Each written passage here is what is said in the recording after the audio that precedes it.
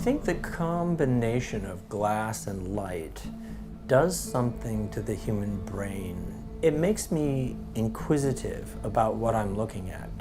I do agree that my art is balanced and abstract, and because of my mindset when I create it, scientifically objective. Sometimes I feel like when I'm looking edgewise into the glass and I've carved something that's very cellular, it almost feels like I can look into an organism, into something under the microscope that's being studied. Adding the light and having it, as you turn the piece, refract and diffuse and give you more information about everything from the inside to the out is the most fascinating part of combining glass and light.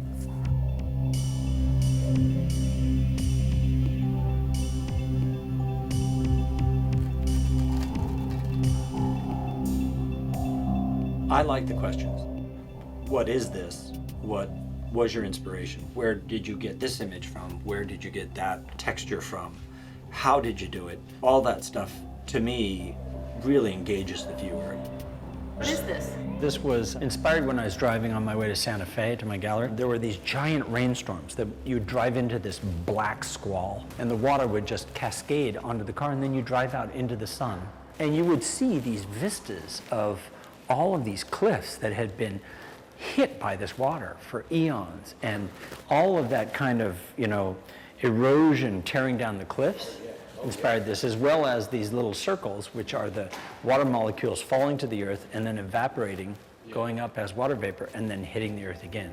Endless cycles.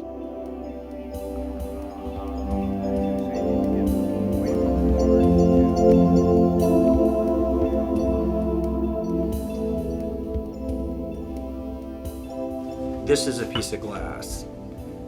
This is some rubbery tape. This is a spiral from the universe. When you're looking at it, free of its physicality, what does it make you feel? What does it make you think? The physical fact of what it is on one level, but the way it causes you to think, to look at other things that you've seen in your mind and compare them. This kind of tenuous thing that doesn't exist, this memory you have of an image, and you see something that relates to something else, and I get a little excited because I'm thinking, wait, is there some part of this other thing from my memory, this visual memory of some work of art someone did, something a scientist created, something I saw from nature? Is there some relation to this, and why? This is the hardest question I'm asked. It is the difference between the physical fact of the thing and what you bring to it and what your mind, how it feels when it sees the thing.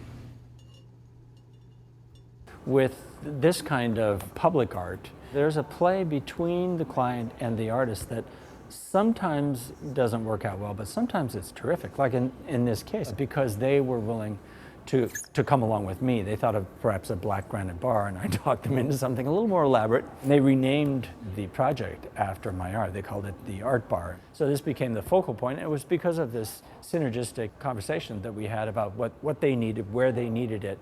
And then I kind of said, well, we could do that, but we could also do this.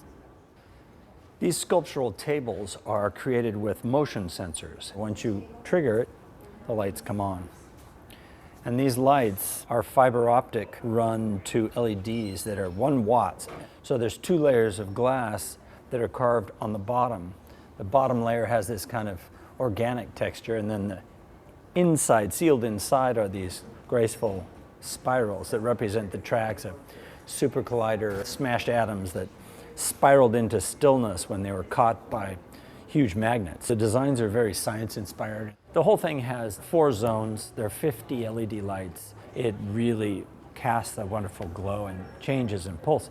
But to get that all going and put all the information, program it into the machine, the little brain that's underneath the counter over there, was something that took everything I had. And it's been a labor of love. I mean, I think what this started me down the road is adding LED illumination to my fine art sculptures, which I can now program hundreds of thousands of different variations of colors. And I've done a project on the streets of Lake Oswego near Portland, where there's a 10-foot high I-beam out of steel that I embedded hundreds and hundreds of LEDs, and then I put glass like this, but carved with thousands of little cells to diffuse the light.